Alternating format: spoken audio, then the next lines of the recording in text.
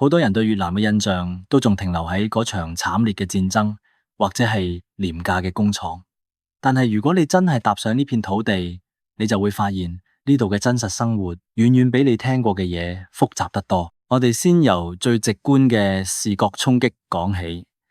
如果你嚟到河內或者胡志明市，第一眼見到嘅絕對唔係名勝古蹟，而係嗰啲好似潮水咁湧動嘅電單車。越南俾人叫做電單車上嘅王國，呢點真係名不虛傳。喺越南，電單車嘅數量超過咗4500萬架，差唔多係每2個人就擁有一架。喺嗰啲狹窄嘅街道上面，成千上萬架電單車同時發動，嗰種震耳欲聾嘅轟鳴聲同埋空氣入邊瀰漫住嘅汽油味，會令你瞬間感受到一種野蠻生長嘅生命力。喺越南過馬路係一門藝術。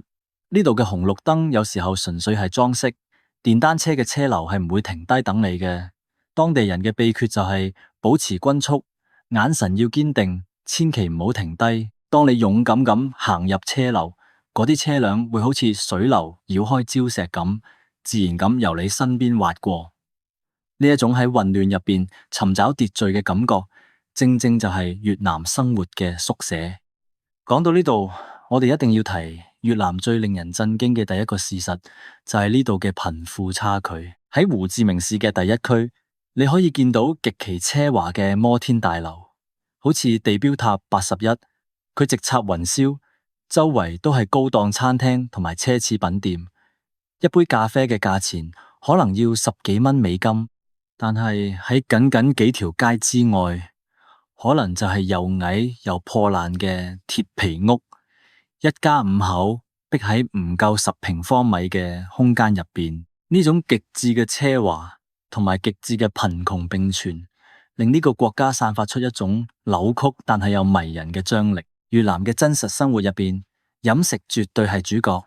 你可能飲過越南河粉，但係喺越南，河粉唔只係一道菜，佢係一種信仰。越南人可以由早餐食到宵夜，每一間鋪頭嘅湯底都有秘方，有啲老鋪嘅湯頭係用牛骨熬超過24個鐘，加埋肉桂、八角同埋各種香料。喺西貢嘅街頭，坐喺嗰啲得10公分高嘅膠矮凳上面，捧住熱辣辣嘅河粉，望住眼前喧囂嘅車流，嗰種煙火氣會令你覺得生活雖然辛苦，但係仲係好有滋味。不過呢度嘅飲食亦都有令人難以接受嘅一面啊！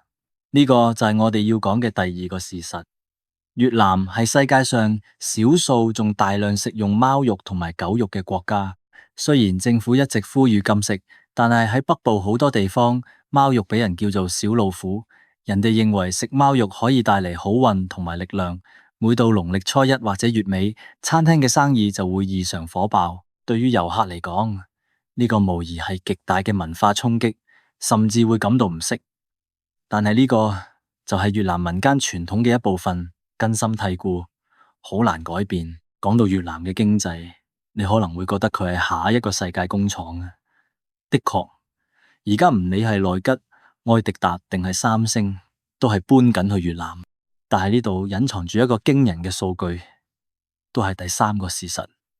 越南嘅地下經濟規模，據估計，越南嘅非正式經濟佔咗國民生產總值嘅30%左右。呢個意味住有大量嘅金錢流動係政府監控唔到嘅。喺街邊賣法式麵包嘅小販，私下換匯嘅銀流，仲有各種家庭作坊，呢啲先係支撐起越南普通人生活嘅真實支柱。如果你行入越南農村，你會發現另一種震撼。呢度嘅土地私有化程度比你想象嘅高。越南嘅農民擁有土地嘅使用權，而且呢個期限非常長。呢個導致咗越南農村嘅建築風格好奇特。佢哋中意起嗰啲又瘦又長嘅筒子樓，因為土地係按面寬嚟指稅，所以大家就將間屋起得好窄，但係深度就有幾十米，甚至起到5-6層樓高。每一棟屋都塗成五顏六色，好似樂高積木咁散落喺田野之間。我哋再嚟傾下越南嘅咖啡文化。你可能唔知，越南係世界第2大咖啡出口國，僅次於巴西。但越南人飲咖啡嘅方式好硬核，佢哋最經典嘅係滴漏咖啡，煉奶加到半杯多，然後俾濃苦嘅羅布斯塔咖啡慢慢滴落嚟。呢種甜同苦嘅極端碰撞，就好似越南人嘅性格，表面溫柔，內心極其堅韌。仲有最出名嘅雞蛋咖啡，將蛋黃同煉奶打發成奶油狀，鋪喺黑咖啡上面。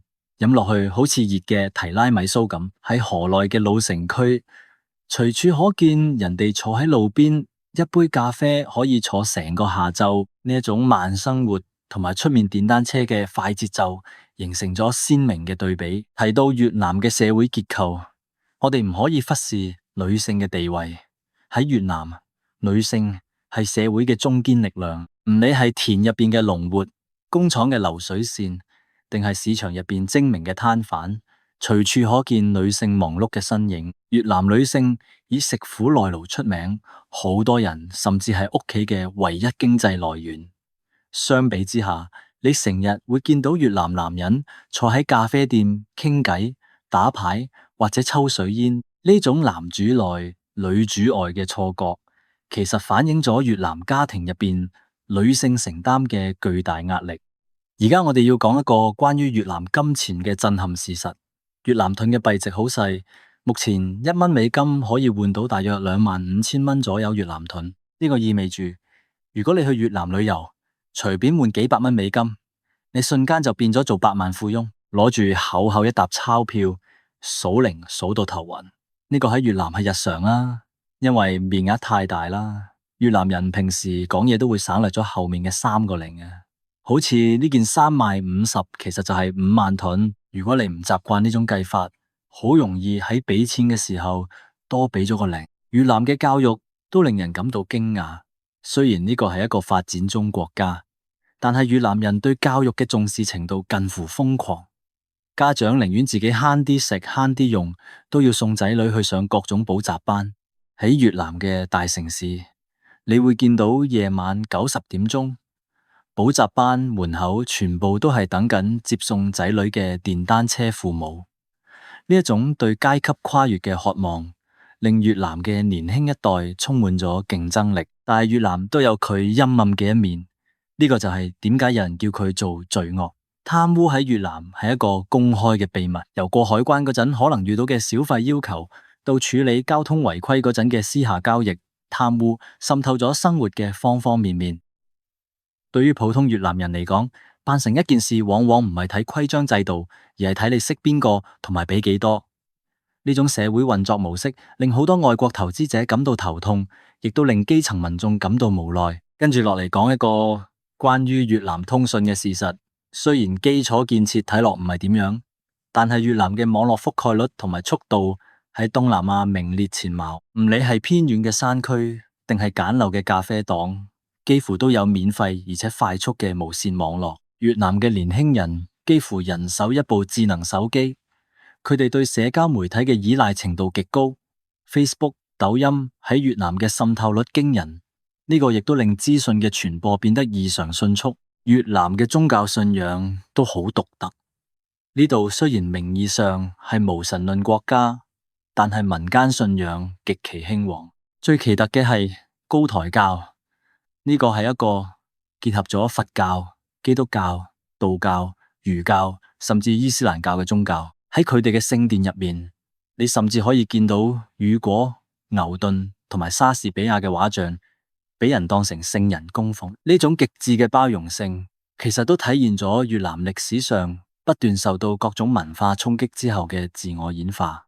關於越南嘅歷史事實，仲有一個值得提嘅地方，就係呢度嘅地下地道系統。喺美越戰爭期間，越南人喺古茲等地挖咗長達數百公里嘅地下迷宮。呢啲地道入邊有指揮室、廚房，甚至係醫院。嗰陣時嘅北越游擊隊就係靠住呢啲簡陋嘅工具，對抗住擁有全世界最強大火力嘅美國軍隊。嗰種極端嘅生存意志，到而家讀起上嚟都令人背脊發涼。我哋再翻返嚟越南嘅自然美景，下龍灣俾人叫做海上桂林，嗰種喀斯特地貌喺海面上鋪展開嚟，的確好震撼。但係呢度要講嘅事實係，隨住旅遊業嘅過度開發，環境污染已經成咗大問題。原本清澈嘅海水，而家成日見到膠垃圾同埋油污，呢個就係發展嘅代價。越南正經歷住所有快速增長國家都會遇到嘅陣痛。越南嘅醫療體系都係一個極端，公立醫院逼爆人，走廊都逼滿咗家屬。如果你想獲得好啲嘅服務，就一定要去私人診所或者國際醫院。但係嗰度嘅費用對於平均月薪得300-400蚊美金嘅越南工人嚟講，簡直係天文數字。所以好多越南人病咗之後，第一反應係去藥房自己買藥食，或者尋求中醫草藥嘅幫助。喺越南，交通工具嘅進化都幾有趣。除咗電單車，而家電動車正迅速崛起緊。越南甚至有咗自己嘅國產電動車品牌溫納集團。佢哋喺好短時間內就建成咗巨大嘅工廠，並且上市。呢種想喺工業上實現彎道超車嘅野心，反映咗越南政府唔甘於淨係做代工廠嘅決心。關於越南嘅婚嫁事實都幾有意思。雖然而家啲後生仔追求自由戀愛，但係喺好多農村地區，高額嘅彩禮同埋繁複嘅婚禮依舊係沉重嘅負擔。一場婚禮往往要請幾百甚至上千人，流水席擺滿成條街。呢個唔止係喜事，更加係家族面子嘅博弈。越南嘅治安整體嚟講都算唔錯，但係喺胡志明市等大城市，飛車搶嘢係出咗名。如果你喺街邊行路打緊電話，好有可能一陣電單車風吹過，你部電話就唔見咗。當地嘅導遊會反覆提醒你財不露眼。呢種小規模嘅犯罪同越南人嘅熱情好客形成咗一種強烈嘅反差。講咗咁多，越南到底係一個點樣嘅國家？佢係一個正拼命奔跑緊嘅國家。佢有住混亂嘅交通，都有住世界級嘅美景。佢有住令人唔識嘅飲食習慣，都有住溫潤如玉嘅文化底蘊。佢有住嚴重嘅貪污，都有住最淳樸嘅笑容。當你深入越南嘅街頭巷尾，你會發現呢度嘅人對未來充滿咗希望。雖然每個月得賺幾千蚊人民幣，但係佢哋會將架電單車抹到縮光瓦亮，會將啲仔女打扮得靚靚仔仔送去返學。呢種樂觀嘅精神，或者先係越南能夠喺廢墟上重新企返起身，並且成為而家備受矚目嘅新興市場嘅根本原因。越南嘅罪惡在於佢嘅混亂同埋不公，但佢嘅魅力都在於呢一種混亂入邊所孕育嘅無限可能。呢度冇絕對嘅標準答案，每一個事實都喺度話俾我哋知，呢個係一個正不斷自我修正、不斷向外擴張嘅生命體。如果你問我越南值唔值得去，我嘅答案係肯定嘅。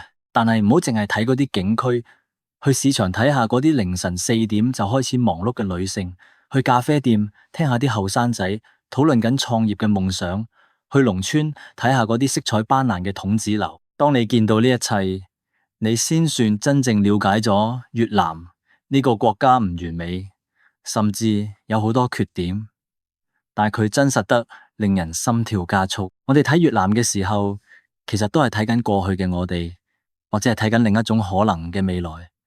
喺嗰個充滿咗魚露味、汽油味同埋咖啡香嘅國度，每日都上演緊令人震驚嘅故事。越南嘅15個事實，只係呢片土地嘅冰山一角。真實嘅越南，需要你用心去感受，去觸摸嗰種野蠻生長嘅溫度。越南嘅未來會行去邊度？係成為另一個繁榮嘅亞洲小龍，定係陷入發展嘅陷阱？呢個冇人知，但可以肯定嘅係，呢個曾經飽經滄桑嘅國家，絕對唔會輕易認輸。佢哋喺電單車嘅轟鳴聲入邊，正全速衝向一個未知嘅明天。呢個就係越南，一個充滿矛盾、充滿驚喜、都充滿爭議嘅國家。當你下次聽到關於佢嘅消息嗰陣，希望你腦海入邊浮現嘅唔再只係冰冷嘅戰爭片段，而係嗰碗冒住熱氣嘅河粉，同埋嗰啲喺夕陽下穿梭不息嘅電單車影。生活喺呢度嘅人正用佢哋嘅雙手一磚一瓦咁築起屬於佢哋嘅時代。雖然過程入邊有血有淚有罪惡，都有救贖，但呢個唔正正係人類文明前進最真實嘅模樣咩？越南嘅故事仲繼續緊，嗰啲令人震驚嘅事實每日都翻新緊。如果你有機會去嗰度，記得多留幾日，行入嗰啲小巷仔，去感受嗰種最原始、最生動嘅越南力量。喺嗰度，你會發現關於呢個國家嘅所有標籤，都抵唔過你親眼見到嘅嗰一抹艷麗嘅晚霞。